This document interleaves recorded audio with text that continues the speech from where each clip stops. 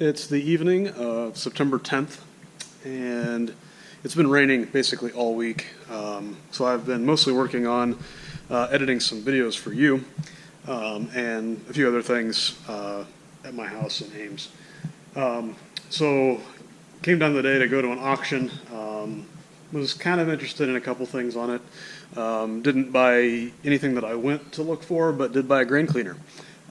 So I don't necessarily need a grain cleaner, but it seemed to be worth the money, so we're going to kind of check it out a little bit and clean it up and maybe resell it, or maybe put it in the shed if I can't get a decent price for it anyway.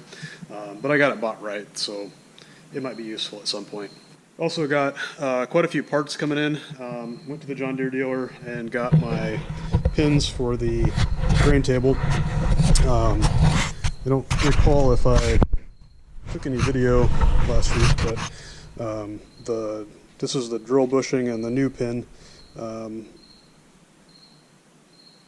I can feel a little bit of movement, but not much, which is what I want, because this is the old one, which is the pin was chopped off to get it out.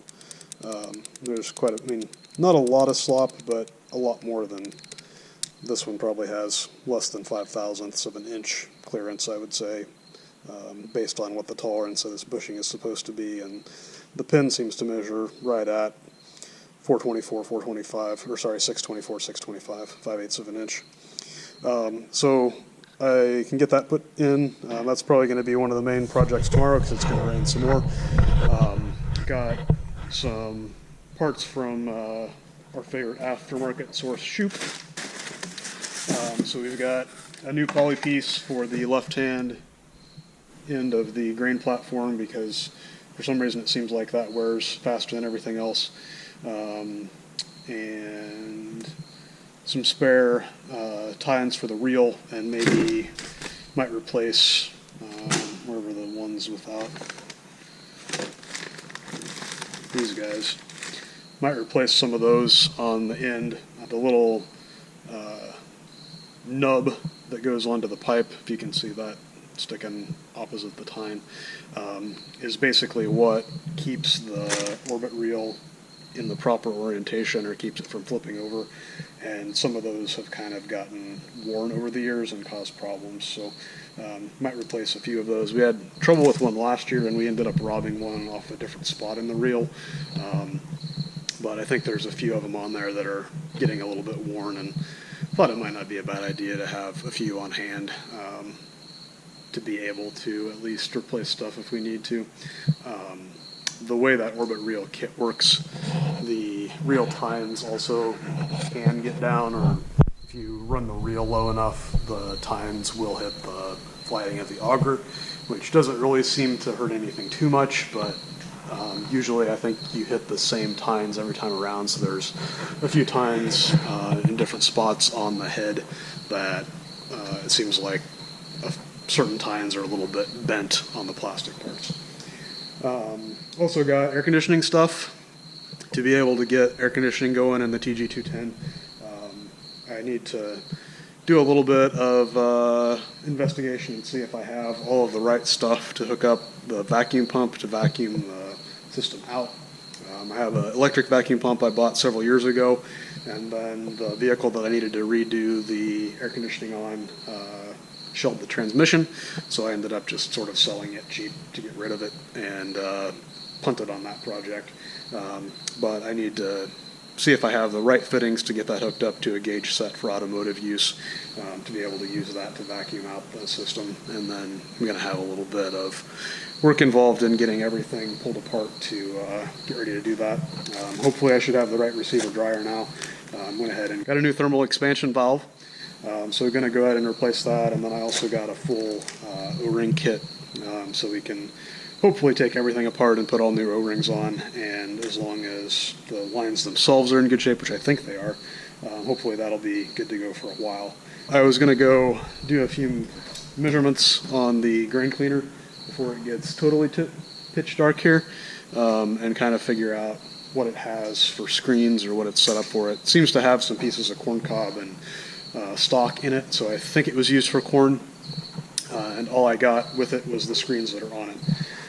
But I should really be narrating that standing by it so that you can see the grain cleaner and not my ugly face. So we'll go see if it's light enough that the camera will get some video. I also really want to get the painting done on the subframe on the grain trailer, but it's supposed to rain again tomorrow, so probably that's going to be a next week project, I'm thinking. So this is the machine. It has a nice layer of gravel mud on it at the moment, which will hopefully get washed off tomorrow. Basically, it's a rotary screen cleaner. The way that it works, there's essentially two screens, one on the outside of this drum and then an internal drum that has another set. So the grain would come in here. It's got an auger that is swung around the side right now, but that whole thing swings over so that the outlet sits right here. And then the grain will dump in. This whole drum is turning. So anything smaller than this screen will fall into the larger screen. And then anything smaller than the finer mesh on the outer screen, which is about 1/4 inch, I believe, will fall out. So essentially the grain that you want to keep eventually runs out back here, and then all of the large particles, so unthreshed pods for soybeans or pieces of cob or stalk or leaf or husk, in the case of corn, would get sorted out by that inner cylinder. And then any damaged kernels or weed seed, so split soybeans or ground corn or weed seeds, would fall out the finer mesh into the outside. And then all of that basically falls to the bottom. There's some passageways through, like from the inner screen to the outer, or like through this, somewhere right here, I guess. So basically, once or twice as it turns, it'll drop the stuff that doesn't fall through the inner cylinder will end up back here and will fall through to the outside, and then all of your big chunks and small chunks collect in the bottom. And there's an auger that pulls it back to this end, and then this auger flips up, and you can have that all dump into a wagon to feed to your livestock or take to the commercial elevator so that you have nice grain in your bins that will store well. Dad used to have one similar to this that was a Nico and a little bit bigger, I think, maybe a little bit nicer, but they actually work pretty well, and the people that need them, there's some demand for, so I'm hoping that I can probably sell this for more than I paid for it, at least. But I did have to stand out in the rain for a while today to get it bought. So it needs a little bit of attention, nothing too serious. The main drive belt back here is in not great condition, and we're going to plug it in and see how it works. It's been modified at some point with these caster wheels, which is a little bit hokey. Not that it's a bad thing, but it made it a little bit annoying to haul down the road, because you have to basically, how fast the grain cleans is partly determined by the angle that you set this at. So it has a winch on the other side that you can pull back on this thing and then essentially raise this whole end of the cleaner.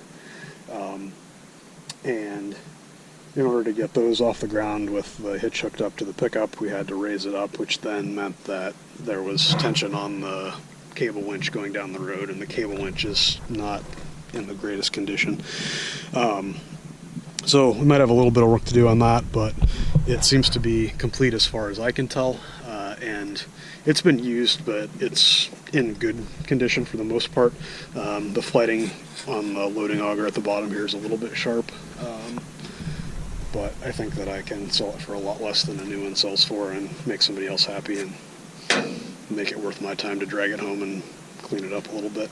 One other thing that I'm probably going to have to take a look at is this guy again. Not sure what's going on. When I used it last week, I noticed it was starting pretty hard, and I think died on me once even. And when I came in the shop today, I noticed there was kind of some oil underneath it, which it has had some issues, basically. So like what's called the jug, I believe, basically the cylinder down in here, is removable from the lower part of the engine on this type of engine. And when I bought it, it was leaking oil there, and I think it had been run loose for a while. So I put a new gasket in, but it's always seeped a little bit. However, I think we have something else going on, and I don't really know what. It seems strange that there would be a carburetor problem at the same time as when we had issues with that centrifugal clutch, but I know I had the oil level about right, and it's losing some, but we're clear at the top of the window. And when I pulled the fill hole back here, which I've got closed again now, but it seems to smell like gas, and it's way full. So I seem to be getting gas into the oil somehow. I don't know how. So I might need to do some research on what's going on with that, because it's definitely, I don't know if the gas is floating on top of the oil or what exactly, but it's definitely got some gas in there. It's after 8 o'clock now, but I did go ahead and decide I was going to work on my bushings for this stiffener brace support arm. The bushing over here is going to fit fine at the full 1.5 inch length, I think. And then I also got some shim stock to hopefully get that so it's good and tight side to side. Or snug, I should say. I don't want it super tight, but it's a pretty long arm and there's going to be a lot of force involved in moving that, so I don't think it's going to cause any problem rotating. But I did need to grind this one down. The bushing is very hard, so I didn't want to try to cut it on the lathe for the majority of the metal. So I basically ground it down using a hand grinder and sort of tried to go slow and easy and make sure I didn't grind off too much and keep it as even as I could and keep it from getting too hot. Because if it gets hot, you'll lose the temper that makes it hard, probably. However, I was able to kind of finish it on the lathe with a carbide cutter. It seemed to be cutting as long as you didn't try to get too carried away with taking big chunks or anything. So you can see there's a little spot here where I got a little bit low with the grinder, but for the most part, I have a pretty nice finish there, really much better than I expected, and maybe much better than the factory edge, or comparable at least. So we've got that down to the right length that it'll fit between there. It has a little bit of play, but I don't think that's the one that's going to matter, so I think it'll be fine. And probably, I didn't actually measure it after I finished, but before I sort of polished it up on the lathe, I was about 25 thousandths longer than what it looked like the one that came out of there was. I doubt that I took that much off, because I just made like a couple really shallow passes to kind of clean that edge up. So I don't know that I'm going to mess with trying to get these pressed in tonight, but should be able to get that done tomorrow. And probably, since it's supposed to rain, probably going to be working in the shop, so there's only so much stuff that I can work on, but probably we'll try to get some stuff done on the combine that I can and try to get that maybe put back together. Anyway, I think that's it for today. We'll see what tomorrow brings.